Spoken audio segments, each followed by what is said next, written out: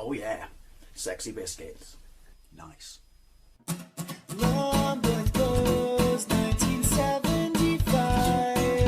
YouTubers on the rise, reviewing games late at night and sometimes friends. But Long boys blues, 1975.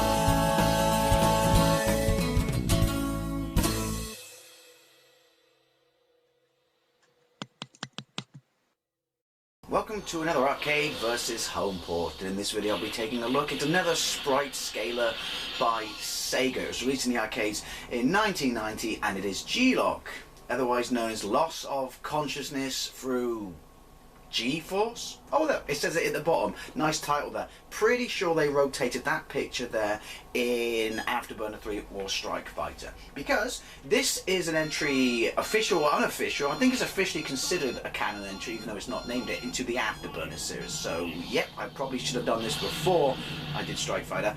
But yeah, so you got Afterburner, Afterburner 2, this, and then you got Strike Fighter, which is also known as, in Japan at least, as Afterburner 3, and on the Mega CD as Afterburner 3, and I have a comparison video of that. Now, again, this is a sprite scaler, so there's pretty limited chance it could be respectfully, you know, emulated on a home system of the time, particularly in 1990. Boring random fact, it was also released on the Amstrad, the Commodore, the Spectrum, and the Amiga. I don't think there's an Atari ST version, and they called it Strike Fighter, no, they called it G-LOC R360, named after the cabinet because this had a really impressive cabinet. You thought the cabinet for Afterburner Outrun, stuff like that was impressive. Look up the R360 cabinet, it was all kinds of insane. And I got to go in one in the Trocadero Centre years and years ago in the early 90s in London. So anyway, think Afterburner, but you're in the plane, same sort of mechanics, really impressive sprite scaling, because obviously we're in 1990 now. And yeah, Top Gun and stuff. I'll be comparing it to the Megadrive home port, which is basically the best home port. There's also a Master System and a Game Gear, and they all have different attributes that weren't featured in the arcade. Anyway, that's boring enough. Let's get into it. That's my sexy rocket. No idea why I pointed that out. Just put some money in. Right, medium, beginner, expert. We are going to go with beginner. Now again, is it like Strike Fighter? Is your plane actually polygonal? I love saying that word. Polygonal. Right, you'll see what I mean when it goes in. Right, how to lock on. This is just giving us the bare essentials. How to lock on. Just let your sight do it. It does it. That's what it does. It's a sight. And then press fire. Think Afterburner. Thanks for the instructions though, Sega. Thanks for treating us like simpletons. Right, no use. So we don't have, oh, because we're on beginner. Because you do have accelerate, which you did in Strike Fighter. There you go, I'm pretty sure that's polygonal. Right, let's go. That's cool. That's impressive for 1990.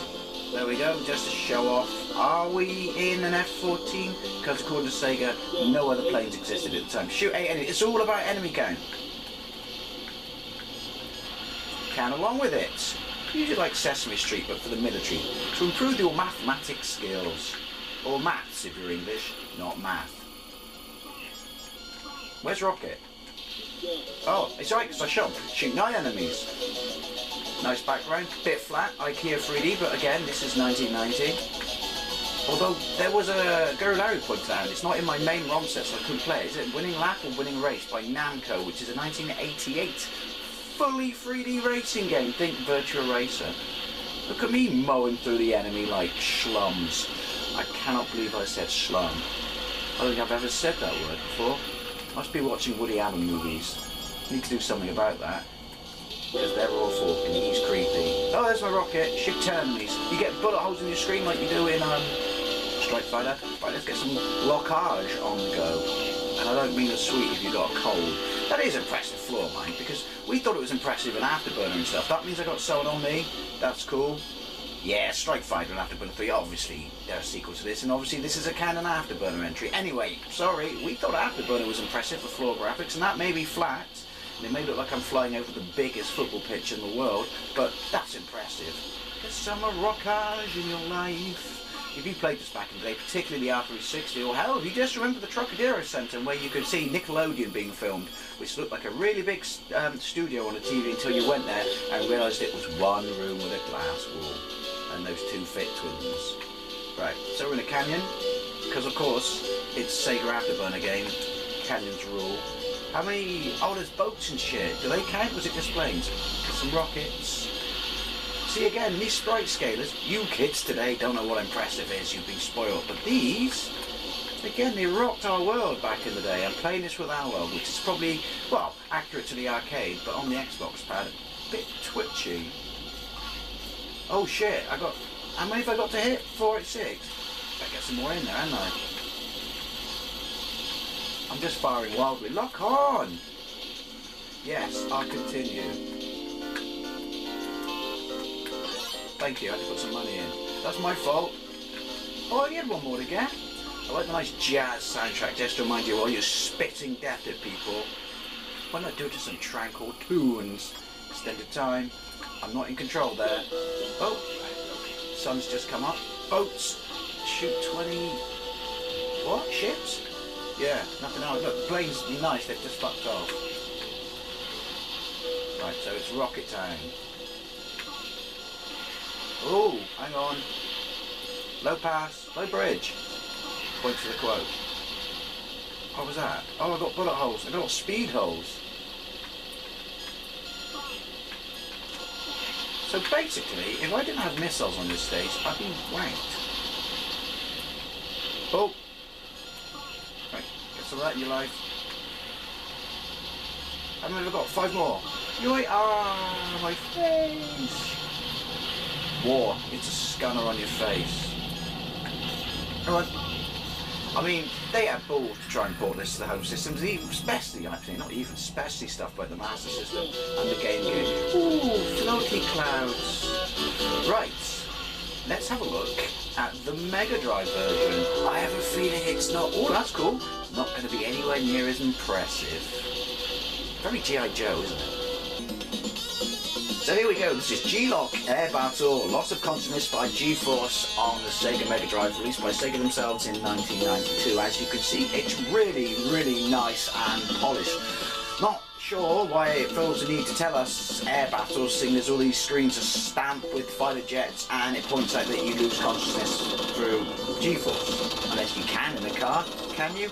I don't know. Now, immediately, just watching this for the first time in years, obviously it's pissing into the window ice getting uphill to even think it can come close to the arcade. As most of it, look, you're Freddie Prinze Jr., as can most of the sprite scaler sort of ports on the Mega Drive, but this one really, really is. If you know, obviously look at it, what I just showed you, I do like that title screen. Now, of all the Sega ports they did themselves to their systems, they all mix it up a bit. You've got the Master System version, which has bosses. I've never played it, but if it's got bosses, maybe I should. You've got the Game Gear version, which apparently lets you upgrade, and this does in and out of, well, not out of, because you plummet to your death. Cockpit and third-person view parts of the game, and so I'm told. I cannot remember, I haven't played it since I was a kid, but obviously the arcade does that, but only when you're being chased by a missile. But yeah, what I was going to quickly say, and I haven't played it for years, is just watching the demos, and the way they scale the jets, that's impressive. That's far more impressive than Afterburner. They look so much more smooth. If they are when we get into the game, I do not know. But as you can see from that cockpit, it's a far more limited view. Not to say it's super detailed in the cockpit in the arcade, but yeah, same thing applies. You're Freddie Prinze Jr., certain number of planes to shoot at certain points, etc, etc, etc. Rinse and repeat. Let's get into it. I borrowed this off a kiddie at school back in the day, and I was not massively impressed. In fact, I go as far as to say I didn't like it, and I've always to this day remembered it being crap. So, but there's that joystick from Battlestar Galactica they recycle in all these games. Game settings easy. Hey, it put it there. A, B, C, right, so, well, obviously it's only a 3-button pad at this point. And you've got your Afterburner, which we use on easy anyway, apparently. Mixing it up. It's alright, the music, it's getting quite old quite quickly. It's quite shrill, if you will. Right. Oh, briefing. Technology way advanced than they had at the time. Can I select? No, I've got to go there. Obviously, they've mixed that up from the arcade. Oh, look! The world's most that's impressive, actually. Limited aircraft carrier. Get ready, rookie. Who are you calling a rookie? I've got an Afterburner. We've got 5 bogeys to down.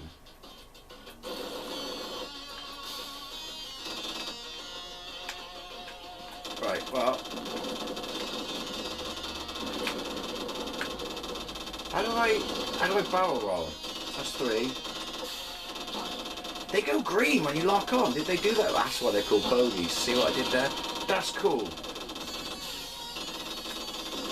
It's a lot slower. Oh look, there you go. It's afterburner. It's night. We need to round 7. Is that why I'm outside? Because it's night. I like... Oh, how reserved the bloke is who tells you to fire compared to the arcade. It's like the butler. May I suggest you fire, sir? It would be an opportune moment. And I'll fetch some grey poupon. Either that or you just shizzle. That's kind of cool. Either that, or it's just, you know, the world's worst fucking voice sample. Why are my Vulcans... Oh, he's getting a little bit agitated. Oh, they do work. Yeah. I'm saying, why are my Vulcans useless? Hey, that's alright. Hey, hotshot, 10 more to waste. Thanks, he's upgraded me, or promoted me, I should say, already. Do you know what? That floor graphics is alright. I mean, think all compared to... I know it's super limited and shit like that, but it does replicate to some degree, you know, how the arcade looked. That, like, strolling greenbelt land. I would have preferred to stay in plane. So obviously they've mixed it up, so is it a direct arcade comparison? Probably not. Why did I hate this back in the day? I don't know. Maybe it's more the fact that I couldn't stand the twat I borrowed it off. It was projecting on the cartridge. He was that spoiled rich kid, got whatever he wanted. I bought my own Megadrive and then he had to copy me. But hey, he got bored of games and I got to buy them off him. I've told that story before. This is a bit slow now. I mean, obviously it's not going to have... I mean, is there a canyon stage?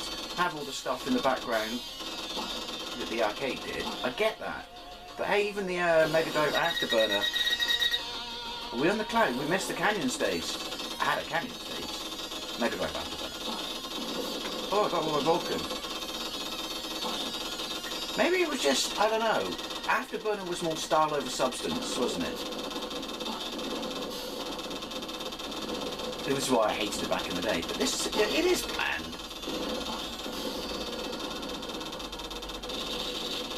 That's his only job. He sits behind me and tells me, I guess he's supposed to be my wingman, isn't he? Or my co-pilot.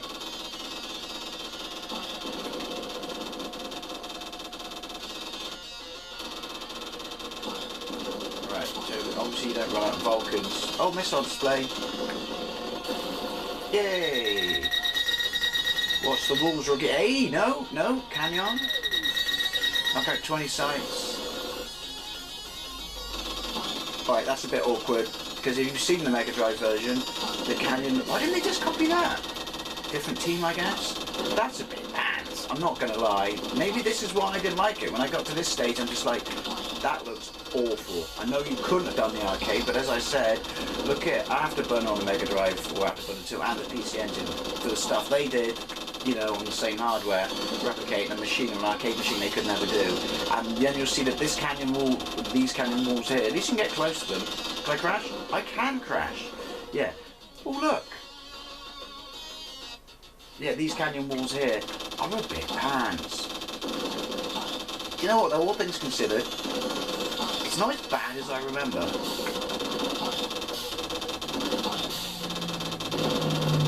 It's a bit easy. Should have said that about. Right, music, you're on the smallest loop ever. Mix it up, please. Right, where are we going now? River? I want to go to the river. No? Out to sea. We need 10 kills. Does it drop the number of kills? Or is it just because they're more difficult? Right, when they're green, it doesn't mean they're necessarily locked. As that screaming missile went by here confirms. Oh, 2. Bog off. I will say, while you're in the air, particularly in the cockpit, because of the way the planes... Oh, shit! Planes scroll, and the size of them, it's impressive. It's that floor stage. Will I make it to another floor stage to confirm? But that was awful. Right. Yahoo! 5 exclamation marks. Now that's excitement. Now land this crate, kid. This is taxpayers' money, mate. You might want to be a bit respectful. Oh, hang on. See if it's as bad as Top Gun. Did you do this in the arcade? On the NES, which I know there's a trick, and I watched videos on it, but I still can't. You just sit here, do you? Won't even let me blow up the ship. Yeah, I still can't land that game. But we're not talking about that game. Alright, okay. Well, there we go. It was never, ever going to replicate the arcade to an amazing degree. I mean, we go for these swipe scale conversions, we go for some sort of spiritual thing. Obviously, Afterburner 3 on the Mega CD was amazing. For a home port, simply because it had scaling tech in it. This doesn't. Absolutely doesn't. It's alright. Do you know what? I'm not sure why I was so harsh on it as a kid. It's not amazing, but think about, you know, how limited the arcade is technically, and yeah, it's alright.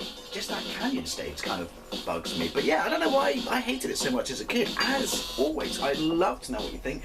Did you have this? Did you play the arcade? Did you play the R360 version? As I said, did you go to the Trocadero Centre? I saw Alien War there. It was brilliant. Anyway, thank you very much for watching, and I'll see you later.